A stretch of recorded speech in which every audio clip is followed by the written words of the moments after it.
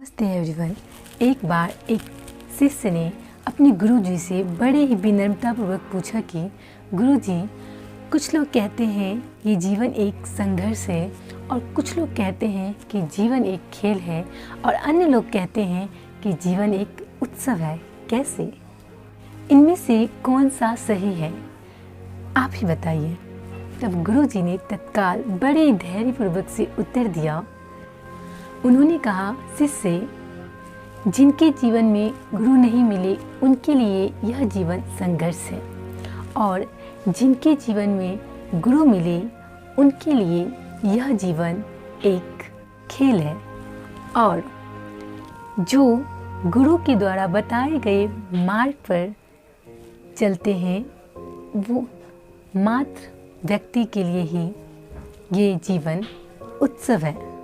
यह उत्तर सुनने के बाद शिष्य पूरी तरह से संतुष्ट नहीं थे और गुरु जी को इस बात का आभास हो गया।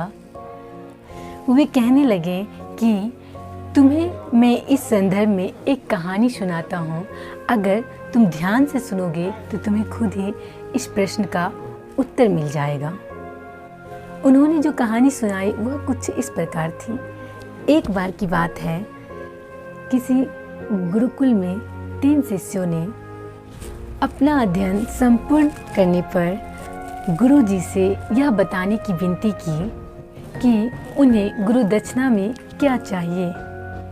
गुरुजी ने तो पहले मंद मंद मुस्कुराए और फिर स्नेहपूर्वक कहने लगे, मुझे तुमसे दक्षिणा में एक थैला भर सूखी पत्तियां चाहिए। वे तीनों मंद ही मंद मुस्कुराने लगे क्योंकि उन्हें लगा कि वे गुरुजी की इच्छा को बहुत ही आसानी पूर्वक पूर्ण कर पाएंगे।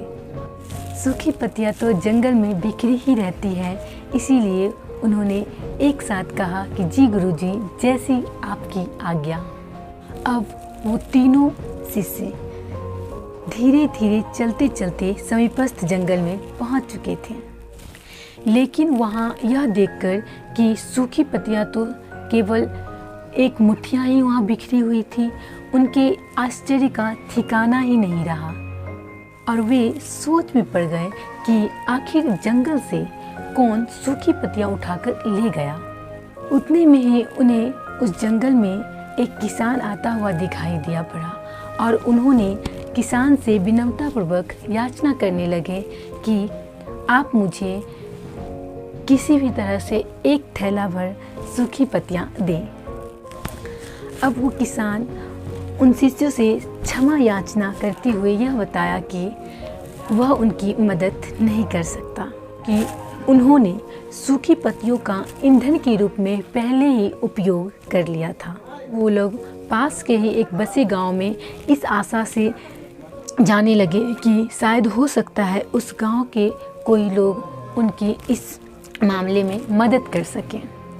वहाँ पे उन्होंने एक व्यापारी को देखा और उनसे एक थैला भर सूखी पत्तियाँ मांगने लगा। फिर से लेकिन उन्हें निराश का ही सामना करना पड़ा और वो व्यापारी उन्हें मना कर दिए, क्योंकि उस व्यापारी ने कुछ समय पहले ही उस सूखी पत्तियों का दोने बनाकर कुछ पैसों के लिए उन्हें बेच दिया था।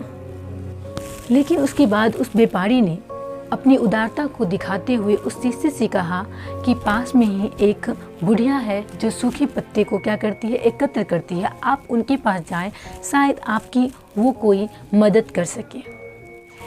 लेकिन भाग्य ने उनका यहाँ भी साथ नहीं दिया। वो बूढ़ी औरत उस सूखी पत्तियाँ का कई तरह की औषधियाँ बनाकर उनको बेचती थी और यहाँ से भी उनको निराश होकर गुरुकुल की ओर लौटना पड़ा। और जैसे ही वो गुरुकुल पहुँचे तो गुरुजी ने कहा शिष्यों से कि आपने ले आया सूखी पत्तियाँ। तभी तीनों शिष्यों ने सर झुका लिया और उन्हें कोई जवाब नहीं मिला। फिर से जब वो दोबारा पूछे तो उनमें से एक शिष्य ने कहा कि गुरुजी, मैं आपकी इच्छा को पूरी नहीं कर पाया। हमने सोचा था कि सूखी पत्तियाँ जंगल में तो बिखरी ही रहती होगी, लेकिन बड़े ही आश्चर्य की बात है कि लोग उसका भी उपयोग पता नहीं कई तरीकों से करते हैं। गुरुजी पहले की तरह ही मुस्कुराते हुए बोले, निराश क्यों होते हो, प्रसन्न हो जाओ। और यही ज्ञान की सूखी पत्तियाँ भी व्यर्थ नहीं हुआ करती। इसके भी कई तरह के उपयोग हैं और आप मुझे वही ज्ञान गुरुदक्षिणा में दे दो। उसके बाद तीनों शिष्यों ने मुस्कुराते हुए अपने अपने घर की ओर चले गए। और वह शिष्य जो इस कहानी को बड़े ही ध्यानपूर्वक से सुन रहा था, उन्होंने कहा कि गुरुजी, मुझे अब अच्छी तरह से ज्ञात हो गया है कि आप क्या कहना चाहते हैं। आपका संकेत वस्तुतः इसी ओर है न कि जब सूखी पत्तियाँ कभी व्यर्थ नहीं जाती है तो हम कैसे किसी या वस्तु को छोटा या महत्वहीन मानकर उसका तिरस्कार कर सकते हैं। दोस्तों, चींटी से लेकर हाथी तक और सुई से लेकर तलवार तक सभी का अपना अपना महत्व होता है। और गुरुजी भी शिष्य से यही कहने लगे कि हाँ पुत्र, जब भी हम अपनी लाइफ में, अपनी जीवन में किसी से भी मिले तो उन्हें यथा योग्य मान देने का भरसक प्रयास करें।